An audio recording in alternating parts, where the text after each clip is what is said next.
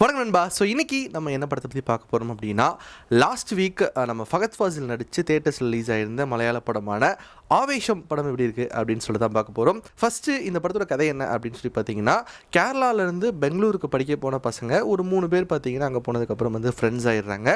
அவங்க 3 பேரும் பார்த்தீங்கன்னா வந்து சீனியர்ஸ் கூட வந்து பகச்சிக்கிட்டதுனால சீனியர்ஸ் வந்து அவங்கள பயங்கரமாக வந்து ரேகிங்கிற பேரில் வந்து வச்சு செஞ்சிடுறாங்க, விட்டு அடி வெளுத்து விட்டுறாங்க.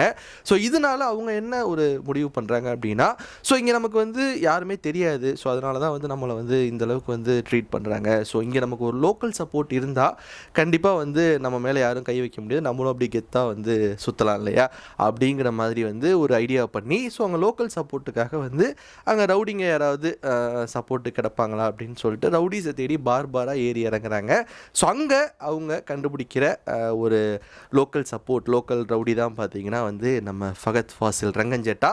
ஸோ அவர் இந்த பசங்களோட லைஃப்பில் வந்ததுக்கப்புறம் இவங்க வாழ்க்கை இப்படியெல்லாம் மாறுது, அவங்க எதிர்பார்த்தது நடந்ததா இல்லையா, சேட்டா யார், ரங்கஞ்சேட்டா யார், ஸோ அதுக்கப்புறம் என்ன ஆச்சு அப்படிங்கிறதா இந்த மொத்த படத்தோட ஒரு கதை. இந்த படத்தோட பாசிட்டிவ்ஸ் என்ன அப்படின்னு சொல்லி பார்த்தீங்கன்னா, ஃபஸ்ட்டு நம்ம ஃபகத் ஃபாசில் அப்படின்ட்டு ஒரு மனுஷன் இருக்கார் பார்த்தீங்களா, அவர் இந்த படத்தில் வந்து ஒரு பீஸ்ட் மோடில் வந்து பெர்ஃபார்ம் பண்ணியிருக்காரு அப்படின்னு தான் சொல்லணும்.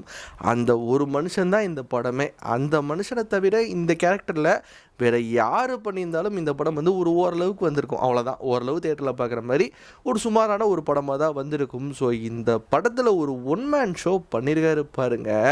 பொதுவாக நம்ம ஃபகத் ஃபாசில் வந்து எப்படி நடிப்பாருன்னு சொல்லிட்டு பல படங்களும் நம்ம பார்த்துருக்கோம். ஃபஸ்ட்டு வந்து மாலிவுட்டை கேப்சர் பண்ணார், அவரோட ஆக்டிங் மூலியமாக எல்லாத்தையுமே வந்து கவர்ந்து இழுத்தார். மாலிவுட் ஒட்டுமொத்தத்தையும் பார்த்தீங்கன்னா தன்னோட நடிப்பு மூலியமாக வந்து கட்டி போட்டார். அதுக்கப்புறம் சவுத் இந்தியா ஃபுல்லாமே வந்து அப்படி வளைச்சி போட்டார் அவரோட ஆக்டிங் மூலியமாக. இந்தியா லெவலில் அவருக்கு ஒரு பெரிய ஃபேன் பேஸே இருக்குது அவரோட பர்ஃபார்மன்ஸுக்கு. இந்த படத்தில் அவர் ஒரு பர்ஃபார்மன்ஸ் பண்ணியிருக்காருங்க. படம் ஃபுல்லாக வந்து ஒரு மாதிரி அனிமேட்டடாகவே இருப்பார். ஸோ இவர் இன்னும் ஹாலிவுட் போகலை, அவ்வளோதான். ஹாலிவுட் போயிட்டார் அப்படின்னா இவர் மாதிரி ஒரு யூனிக்கான ஆள் வந்து அங்கே கிடையாது. ஹாலிவுட்டில் வேறு விதமான ஆக்டர்ஸ்லாம் இருக்கிறாங்க, பட் இவர் மட்டும் ஹாலிவுட்டில் போயிட்டார்னா அங்கே இருக்கிற எல்லா அவார்டுமே வருஷத்துக்கு ஒரு படமோ 2 படமோ பண்ணார்னா அத்தனை அவார்டையும் வந்து அப்படியே மூட்டை கட்டி கொண்டு வந்து வீட்டில் வச்சுப்பார். ஸோ அந்த மாதிரி வந்து ஒரு பெர்ஃபார்ம் பண்ணக்கூடியவர் தான் வந்து ஃபகத் ஃபாசில். இந்த படத்தில் பொதுவாக நம்ம எல்லாம் என்ன சொல்லுவோம்னா, ஃபகத் ஃபாசில் வந்து ஒரு படத்தில் நடிக்கிறாருன்னா அவரோட கண்ணு வந்து பயங்கரமாக நடிக்கும். ஸோ அவர் வந்து கண்ணிலே நடிக்கக்கூடிய ஒரு ஆள் அப்படிங்கிற மாதிரி வந்து சொல்லுவோம். ஸோ அந்தளவுக்கு கண்ணிலே வந்து எல்லா எமோஷனையும் கொண்டு வரவர், ஒரு மிரட்டலான ஒரு பர்ஃபார்மன்ஸ் வந்து கண்ணிலே பண்ணுவார். பட் இந்த படத்தில் பார்த்தீங்கன்னா உடம்புல இருக்க ஒவ்வொரு செல்லுமே வந்து நடிச்சிருக்கு அப்படின்னு தான் சொல்லணும். ஸோ அந்த அளவுக்கு பார்த்தீங்கன்னா படத்தில் அப்படி தூக்கி சாப்பிட்ருப்பார். அவர் வர ஒவ்வொரு சீனுமே பார்த்தீங்கன்னா அப்படி ரசிக்கிற மாதிரி இருக்கும். ஸோ அவ்வளவு ஒரு சூப்பரான பெர்ஃபார்மன்ஸ். இந்த படம் நீங்கள் வந்து டெஃபினட்டாக ஃபகத் ஃபாசில் அப்படிங்கிற ஒரு மனுஷனை நம்பி நீங்கள் தேட்டருக்கு போனீங்கன்னா 100%, 100% வந்து உங்களை சாட்டிஸ்ஃபை பண்ணி அனுப்புவார். அப்படி ஒரு பெர்ஃபார்மன்ஸ் வந்து ஃபகத் ஃபாசில் இந்த படத்தில் பண்ணியிருக்காரு. அவரை தவிர அவர் இந்த படத்தில் இல்லைன்னா அந்த படமே இல்லை. அப்படி ஒரு பெர்ஃபார்மன்ஸ் பார்த்தீங்கன்னா வந்து ஃபாஃபா பண்ணியிருக்காப்புல. ரங்கா அப்படிங்கிற ஒரு கேரக்டரு வேறு லெவலில் பண்ணியிருக்காருங்க. அடுத்து நம்ம மியூசிக் டைரக்டர் சுஷின் ஷியாம் இருக்கார் பார்த்தீங்களா. ஸோ அவர் வந்து இந்த படத்தில் பண்ண பேக்ரவுண்ட் ஸ்கோராக இருக்கட்டும், சாங்ஸ் எல்லாம் படம் ரிலீஸுக்கு முன்னாடியே வந்து பிளாக் பஸ்டர் ஹிட்டு. எல்லா பாட்டும் பார்த்தீங்கன்னா ரிப்பீட் மோடில். எனக்குலாம் வந்து அந்த பாட்டில் என்ன சொல்கிறாங்க அப்படிங்கிறதே வந்து புரியாது, லிரிக்ஸே வந்து பெருசாக புரியலை. பட் இருந்தாலும் அந்த பாட்டெலாம் படம் ரிலீஸுக்கு முன்னாடி பல வாட்டி வந்து ரிப்பீட் மோடில் கேட்டுட்டு இருந்தேன். அத்தனை பாட்டும். எஸ்பெஷலி எனக்கு இல்லுமினாட்டி சாங் வந்து ரொம்ப பிடிச்சிருந்தது. எல்லா பாட்டும் வந்து ஆல்ரெடி பிளாக் பஸ்டர் ஹிட்டு. படத்தில் அந்த பாட்டு பார்க்குறப்பையும் வந்து அவ்வளோ சூப்பராக இருந்தது. அந்த பேக்ரவுண்ட் ஸ்கோர் குறிப்பாக இதில் வந்து வேறு மாதிரி வந்து ஒரு ட்ரீட்மெண்ட் பண்ணியிருக்காரு பேக்ரவுண்ட் ஸ்கோர். படத்தில் எங்கெல்லாம் வந்து அந்த ஹியூமர் போர்ஷன் வருதோ ஸோ அங்கெல்லாம் வந்து சூப்பராக ஒரு விஷயம் பண்ணியிருக்காரு. அண்ட் அதே மாதிரி படத்தில் எங்கெல்லாம் செகண்ட் ஹாஃபில் நிறைய இடங்களில் கொஞ்சம் அப்படியே கொஞ்சம் லேக் அடிக்கும், லைட்டாக கொஞ்சம் போர் அடிக்கிற மாதிரி செகண்ட் ஹாஃபில் அங்கங்கே கொஞ்சம் போகும். ஸோ அந்த இடத்துலலாம் ஒரு பேக்ரவுண்ட் ஸ்கோரை வச்சு அதை வந்து படத்தை வந்து தூக்கி நிறுத்தியிருக்காரு. ஸோ அந்த மாதிரி படம் ஃபுல்லாக சுஷின் ஷியாமோட ஒரு ஒர்க்கு பார்த்தீங்கன்னா வந்து டிஃப்ரெண்ட்டாக அப்படியே படத்தை வந்து ரசிக்கிற மாதிரி ஒரு சூப்பரான ஒரு ஃபீலில் வந்து போட்டிருக்காரு பேக்ரவுண்ட் ஸ்கோர். இப்போ ட்ரெண்டுக்கு ஏற்ற மாதிரி இப்போ யங்ஸ்டர்ஸ் எல்லாத்துக்கும் பயங்கரமாக இம்ப்ரெஸ் பண்ணுற மாதிரியான ஒரு background score and songs. So நீங்கள் இந்த படத்தை வந்து ஒரு நல்ல ஒரு டால்பி அட்மாஸ் சவுண்ட் சிஸ்டம் இருக்கிற ஒரு சூப்பரான ஒரு தேட்டரில் நீங்கள் பார்க்குறீங்க அப்படின்னா ஃபகத் ஃபாசிலோட பர்ஃபார்மன்ஸ் ஒரு பக்கம் நம்ம விஷுவல் ட்ரீட்டாக இருக்கும், அண்ட் சுஷின் ஷியாமோட பிஜிஎம் பார்த்தீங்கன்னா நம்ம காதுக்கு வந்து ட்ரீட்டாக இருக்கும். ஸோ அப்படி சேர்ந்து அந்த படமாகவே அந்த எக்ஸ்பீரியன்ஸாகவே பார்த்தீங்கன்னா வந்து ஒரு சூப்பரான ஒரு படம் பார்த்தோம்ப்பா, ஒரு பயங்கர என்டர்டெயின்மெண்ட்டான ஒரு படம் பார்த்தோம்ப்பா அப்படிங்கிற ஒரு ஃபீல் வந்து இந்த படம் டெஃபினட்டாக வந்து கொடுக்கும். அதுக்கு காரணம் நம்ம ஃபகத் ஃபாசிலோட பெர்ஃபார்மன்ஸ் அண்ட் சுஷின் ஷியாமோட பேக்ரவுண்ட் ஸ்கோர் அண்ட் சாங்ஸ் அப்படின்னு தான் வந்து சொல்லணும். அண்ட் அடுத்து படத்தில் பார்த்தீங்கன்னா 3 ஆக்ஷன் சீக்வன்ஸ் தாங்க. அந்த 3 ஆக்ஷன் சீக்வன்ஸுமே வந்து தெரிய விட்டுருக்குறாங்க. அந்த ஆக்ஷன் சீக்வன்ஸ் அவங்க கொரியோகிராஃபி பண்ணியிருக்கிற விதம் அல்டிமேட்டாக இருக்கும். அதுவும் குறிப்பாக காலேஜில் ஒரு ஆக்ஷன் சீக்வன்ஸ், அதுக்கப்புறம் லாஸ்ட்டில் ஒரு ஆக்ஷன் சீக்வன்ஸ் வரும். இது ரெண்டும் ஸ்பெசிஃபிக்காக பார்த்தீங்கன்னா மிரட்டி விட்டுருக்குறாங்க. அவ்வளவு சூப்பராக கொரியோகிராஃபி பண்ணியிருக்க பார்க்குறதுக்கே அந்த காலேஜில் நடக்கிற ஒரு ஆக்ஷன் சீக்வன்ஸ்லாம் பார்க்குறதுக்கே அந்த அவ்வளவு சூப்பராக. அதே நீங்கள் ரிப்பீட் மோடில் போட்டால் கூட 2-3 வாட்டி போட்டால் கூட உட்காந்து பார்க்கலாம். ஸோ அதுக்காகவே நீங்கள் படத்தை போய் 2-3 வாட்டி பார்க்கலாம் அந்த ஃபைட் சீக்வன்ஸுக்காகவே. ஸோ அந்த மாதிரி பார்த்தீங்கன்னா அந்த ஆக்ஷன் சீக்வன்ஸ்லாம் வந்து தெரிய விட்டுருக்குறாங்க. எஸ்பெஷலி இந்த காலேஜ் இதுவும் அண்ட் கிளைமேக்ஸ் ஆக்ஷன் சீக்வன்ஸ்லாம் சொல்லவே தேவையில்லை. அது நீங்கள் தேட்டரில் பாருங்கள். அந்த அந்த அந்த ஃபைட் சீக்வன்ஸ் வரப்போ வந்து என்ன ஓடிட்டுருக்கு எதுவுமே கேட்கல. ஏன்னா தேட்டரே வந்து எரப்ட் எல்லாம் கத்திக்கிட்டு இருக்காங்க. அந்த ஃபைட்டு முடிகிற வரைக்கும் பார்த்தீங்கன்னா வந்து சத்தம் நிற்கவே இல்லை. ஸோ அப்படி ஒரு கொரியோகிராஃபி பார்த்தீங்கன்னா வந்து பண்ணியிருக்கிறாங்க. வேறு லெவலில் வந்து பண்ணியிருக்கிறாங்க அந்த ஆக்ஷன் சீக்வன்ஸ். எனக்கு குறிப்பாக அந்த மலையாள படங்களில் சில படங்கள்லாம் பார்த்தீங்கன்னா இந்த ஆக்ஷன் சீக்வன்ஸ் வந்து சூப்பராக பண்ணியிருக்காங்க. எக்ஸாம்பிளுக்கு தள்ளுமாலாலாம் பார்த்தீங்கன்னா படத்தில் வர அத்தனை ஆக்ஷன் சீக்வன்ஸும் வேறு லெவலில் இருக்கும். ஸோ அதுக்கப்புறம் அந்த மாதிரி பல படங்கள் வந்திருக்கு இல்லையா. ஸோ அதில் ஸ்பெசிஃபிக்காக இந்த படத்தில் கம்மியான ஆக்ஷன் சீக்வன்ஸாக இருந்தாலும் ஸோ அதை வந்து வேறு லெவலில் பண்ணியிருக்காங்க. அது பயங்கர இம்ப்ரெசிவாக வந்து பண்ணியிருந்தாங்க. அது ஒரு மிகப்பெரிய ப்ளஸ்ஸு இந்த படத்தில். அண்ட் அடுத்து இந்த படத்தோட ஸ்க்ரீன் பிளே பார்த்தீங்கன்னா ஸோ ஃபகத் ஃபாசில் இன்ட்ரோ ஆகிறதுக்கே ஒரு 20 நிமிஷம் 25 நிமிஷம் ஆகும். ஸோ அது வரைக்கும் அந்த பசங்க அவங்க காலேஜ் வர்றது, அப்புறம் சீனியர்ஸ் கூட பிரச்சனை அப்படி இப்படின்னா வந்து ஃபஸ்ட் ஒரு 20 மினிட்ஸ் வந்து போகும். ஃபகத் ஃபாசில் என்ட்ரி ஆனதுக்கப்புறம் படம் அப்படி பிக்கப் ஆக ஆரம்பிக்கும். இன்ட்ரோவெல்லாம் பார்த்தீங்கன்னா பீக்கில் கொண்டு போய் வந்து படத்தை நிறுத்தியிருப்பாங்க. செகண்ட் ஹாஃப் பார்த்தீங்கன்னா கொஞ்சம் அப்படி பொறுமையாக போகும். அந்த கிளைமேக்ஸ் வந்து வேறு லெவலில் வந்து படத்தை வந்து அப்படி கொண்டு போய் முடிச்சிருப்பாங்க. ஸோ இந்த படத்தோட ஸ்க்ரீன் பிளே பார்த்தீங்கன்னா இது கதையாக ரொம்ப சிம்பிளான ஒரு லைன் தான். ஸோ பசங்க பிரச்சனை, சீனியர்ஸ் கூட பிரச்சனை, அதுக்கு லோக்கல் சப்போர்ட் தேடுறாங்க, அவர் உள்ளே வந்ததுக்கப்புறம் என்ன நடக்குது அப்படின்னு சொல்லிட்டு சிம்பிளான ஒரு லைன் தான். அதில் உங்கள் ஸ்க்ரீன் பிளே பண்ணி ஃபகத் ஃபாசில் கேரக்டரை அப்படி இன்ட்ரடியூஸ் பண்ணி கொஞ்சம் கொஞ்சமாக அப்படி அடுத்த செகண்ட் ஹாஃப்லாம் நவுத்தி கொண்டு போய் கிளைமேக்ஸில் அப்படி கொண்டு போய் நிறுத்துறது அந்த ஸ்க்ரீன் பிளேயில் பயங்கர எங்கேஜிங்காக கொண்டு போயிருப்பாங்க. அதுலேயும் சின்ன பிரச்சனைகள் இருக்குது. அதை நான் வந்து நெகட்டிவ்ஸில் நான் சொல்கிறேன். ஸோ ஸ்க்ரீன் பிளே தான் இந்த படத்தோட ஒரு மெயின் விஷயமே. ஸ்டோரியாக பார்த்தீங்கன்னா ரொம்ப சிம்பிளான ஒரு ஸ்டோரி தான். பட் அந்த ஸ்க்ரீன் பிளேயில் கடைசி வரைக்கும் ஒரு கேள்வி நமக்குள்ளே ஓடிக்கிட்டே இருக்கும். ஃபகத் ஃபாசில் பற்றின ஒரு டவுட் வந்து நமக்குள்ளே வந்து இருந்துக்கிட்டே இருக்கும். ஸோ அதை லாஸ்ட்டில் கொண்டு போய் சூப்பராக வந்து முடிச்சிருப்பாங்க. ஸோ அந்த ஒரு விஷயத்தில் ஒரு இன்ட்ரெஸ்ட் வந்து இருந்துக்கிட்டே இருந்தது. கடைசியில் இது எப்படி முடிக்க போகிறாங்க, இவர் யார், இவர் எதுக்கு இதெல்லாம் பண்ணுறாரு அப்படின்னு சொல்லிட்டு ஒரு கேள்வி நமக்குள்ளே இருந்துக்கிட்டே இருந்தது.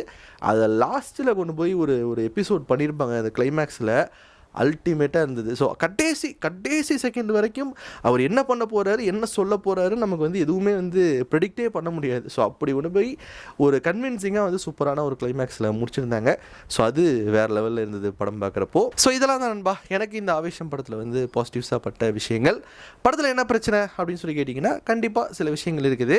ஸோ நான் ஆல்ரெடி சொன்ன மாதிரி இது கதையாக பார்த்தீங்கன்னா ரொம்ப தின்னான ஒரு லைன் தான், ரொம்ப சிம்பிளான ஒரு லைன் தான். ஸோ அந்த ஒரு லைனை எடுத்துக்கிட்டு தான் வந்து இவங்க பயங்கரமாக ஸ்க்ரீன் ப்ளே பண்ணியிருக்காங்க. ஸ்க்ரீன் பிளேயில் தான், அதுவும் குறிப்பாக ரங்கா நம்ம ஃபகத் ஃபாசிலோட கேரக்டரை வச்சு தான் இந்த படத்தை வந்து எலிவேட் பண்ணியிருக்கிறாங்க. பட் கதையாக பார்த்தீங்கன்னா புதுசாக அப்படின்னு சொல்கிறதுக்கு ஒன்றும் கிடையாது. அண்ட் பெருசாக இதில் கதைக்கு ஸ்டஃப் அப்படின்னு சொல்லிட்டு ஒன்றும் கிடையாது. ஸ்க்ரீன் பிளேயில் இவங்க ரங்கா கேரக்டரை வச்சு சீன்ஸை வந்து பயங்கர இன்ட்ரெஸ்டிங்காக சூப்பராக பண்ணியிருக்காங்களே தவிர கதையாக வந்து பெருசாக சொல்லிக்கிற மாதிரி இப்போ நிறைய மலையாள படங்கள்லாம் கண்டென்ட்டாக பார்த்தீங்கன்னா அந்த கதையாக பார்த்தீங்கன்னா பயங்கர இம்ப்ரெசிவாக இருக்கும். ஸோ அந்த மாதிரி கதையில் இதில் பெரிய ஸ்டஃப் வந்து இல்லை. அது ஒரு பிரச்சனை. அண்ட் செகண்ட் ஹாஃபில் பார்த்தீங்கன்னா வந்து செகண்ட் ஹாஃபை பொறுத்த வரைக்கும் உங்களுக்கு ஃபஸ்ட் ஹாஃப் வந்து செம்ம இன்ட்ரெஸ்டிங்காக போகும். ஏன்னா அந்த பசங்களை பற்றி இன்ட்ரொடக்ஷன்லாம் முடிச்சுட்டு ஃபகத் ஃபாசில் வந்ததுக்கப்புறம் அந்த இன்டர்வல் வரைக்குமே பார்த்தீங்கன்னா அது பயங்கர சூப்பராக போச்சு. பட் செகண்ட் ஹாஃபில் போக போக இடையில கொஞ்சம் நேரம் வந்து போர் அடிக்க ஆரம்பிச்சிருச்சு. ஓகே என்னடா அது அப்படிங்கிற மாதிரி இடையில கொஞ்சம் லேக் வர ஆரம்பிச்சிருச்சு. அது காரணம் இந்த டியூரேஷனாக கூட இருக்கலாம். ஏன்னா படம் வந்து 2 மணி நேரம் 38 நிமிஷம் ஓடுது. அதில் அட்லீஸ்ட் ஒரு 10 நிமிஷம் அந்த மாதிரி வந்து இந்த செகண்ட் ஹாஃபில் கொஞ்சம் ட்ரிம் பண்ணியிருந்தாங்கன்னா அந்த ஒரு லேக் வந்து தெரிஞ்சிருக்காது. பட் செகண்ட் ஹாஃபில் கொஞ்சம் அங்கங்கே கொஞ்சம் லேக் இருக்க தான் செஞ்சுது. அது வந்து தவிர்க்கவே முடியலை.